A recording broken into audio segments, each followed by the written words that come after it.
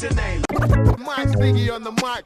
The one to bring the funk, although my armpit's not stinking. Well, it's the most underestimated. Overqualified, though he's undereducated.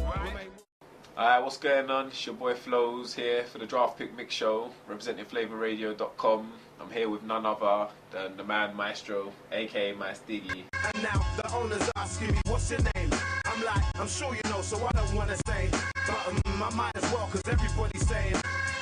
Alright, well, first off, like I like to do with everybody, we'll just go over a bit of your background. Because I know you've been in it from early days now, like what, 1998 came on the scene? Yeah, boys, that's it. It's what it's turned into now. It's funny, like the years have flown by, but yeah, I first kind of came out around 98, 99, and then like I got my first like official release was with Deal Real Records back when they were in West End. And I did that single Kiss the House Goodnight. I had Skinny and Jargon on the B side, the Words Out. And then from there, I just started working with, you know, people like Bluefoot, Harry Love, featured with The Planets, Brain Tax, started hooking up with Brain Tax, so I got on the Low Life label, and then released the EP with them, Music Mystro. I had, you know, different producers, I had C-Swing on there, obviously Harry done some production on there, Louis Slippers. So then I started, you know, meeting different people and networking a bit more, and then after that I kind of hooked up an outing to Australia, like for about 3 weeks. That was in 2004, I think it was the end of or sort of mid 2004. Yeah, I know that single. I know there was around that time, like. Yeah, so you know, within all that, and I also featured with Rodney P, Black Twang on their albums, and you know, so I was getting quite a lot here and there, and then once I started going to Australia, I ended up featuring with a couple people out there, and luckily for me, like it was like, you know, about 4 different acts that I featured with, all released in the same year. So then it just made it go, oh, you know, this guy Mystro must be good, and that's like with the Hilltop Hoods, with Phrase, Resin Dogs. Bliss and SO. Yeah, Bliss and SO. So Flows is on point. You know, it sounds like he can teach you a lot there. Yeah, so you know, luckily for me, and some of them were on majors as well, like Universal and this and that, and it all came out at the same time. Then I ended up going back touring for, say, the Resin Dogs. I'll be there for 2 months or something, come back for like 2 or 3 months, then went and toured with the Hilltop Hoods for another 2 months. And then, so all in all, that kept kind of happening throughout since then, until, you know, I still go out there now, but I realised that because I was out there so much, people thought I was living there. That was my impression. A lot of people that I see now go, oh, you moved back, or you just here to record, or you just here for... I'm like, what are you talking about, bro? I live here. But I can understand now that it might seem like that, because if, you know, I don't know, you might see someone go, yeah, where's Mice? And they're like, oh, he's in Australia. And then 3 or 4 months later, you might come back and see them. Right, where's Mice? And he's in Australia. Because you missed the time. Exactly. You missed the actual time I was here. So a lot of that was going on. And then right now, you know, we come up to this point. I just released the EP called F the Tax Man. FDT. You know, we had to abbreviate it a bit just in case. Just in case, like, get past those censors. Yeah.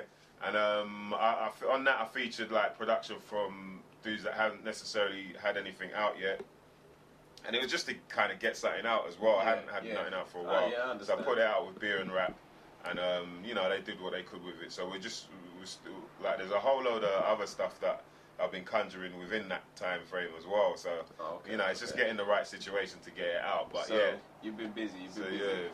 Okay, so let me take it back then. Let me take it back. That was a brief history of Mice, like, you know, like pretty much covered the whole interview. Like, I'm done. Now, let's take it back, because like, obviously you're saying like you featured on a lot of a lot of great, like me myself. I know you more as a feature artist than I would from your own stuff. My own stuff, yeah. And you know, it seems like you name some of the best in British hip hop, and like you've got a connection with them one way or another. Yeah.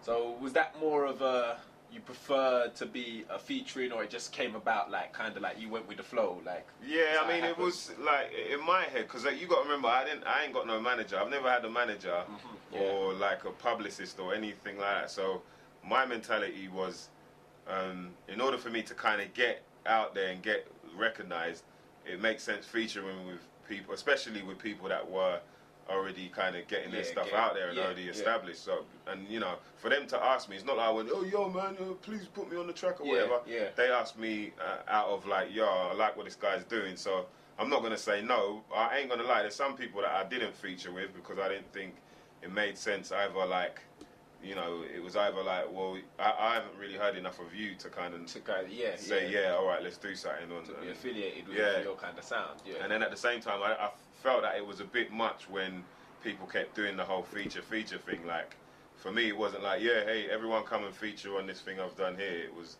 oh, so-and-so's doing that album, they want to do a track, or so-and-so, you know, it was more spread it out like that. But yeah, it was definitely more like a thing of, like, obviously, I got to feel the artist first. I got to like what they do anyway. That, you know, you're going to do it half-hearted. Yeah. And then the next thing was, is it worth me doing it? Like, you know what I mean? And it helped, man. Like, at the end of the day, it did what it did. You know, people got some nice music out of it. Nah, truth. I mean, like, cause like I told you before, like one of my favorite tracks, "The Fingers Deep in the Weed Sack." Louis Slippers, brain tax, like, you know, that's the kind of things I know you from, like, you know, DJ Louis Slippers, the Brain Tax, the Yes King, things like that. And so I didn't really know much of your old stuff because, like, I even know you had the album out, the Diggy Down Under album. Yeah. And what, you released that in Australia? That was that was an Australian label called Grinding. Basically, because I was going out there now and I like making music, it made sense. The guy was like, first, well, you should do an EP, like just work with some of the local acts there and put it out. But because I was going back again and again, it just turned into an album thing. And then the concept was already there. Like, shout out to Bluefoot, DJ Bluefoot came up with that concept. And then so it was just a case of, you know, what goes on, traveling around there, touring, this and that, all that kind of madness. And luckily for me, the guy that was taking me out there was, that was touring me at the time. He had got like a sort of distribution deal with a pretty big sort of label out there in Australia. So he was like, look, well, we know how we're going to get it out now then, innit? And then was that the Grinding? Yeah, that was Grinding. That was Grinding. And then their parent label, which was Central Station, they really liked the idea of it as well, and so they put money behind the video and all that kind of stuff. So it made sense, man. Yeah. Was it a Strong Rhyming? Was that the? No, the video for that was Who You Gonna Blame? Whenever I'm buzzing off The one video everybody loves. Because you can tell there's some money behind it. Yeah, no, it's true. So yeah, I'll see your other videos, like keeping it real, keeping it green. Yeah, I like at the end of the day, there ain't a big budget in this whole kind of UK hip hop thing. So you do have to make do with what you got. But I think there's got to be some thought behind it. Like, I really don't like rapping to the camera sort of videos, even though mine are like that. But there's not much else you can do. You know what I mean? You can't really. The concepts are limited by budget. So the directors usually, but we just want a few shots of you rapping to the camera and stuff. No.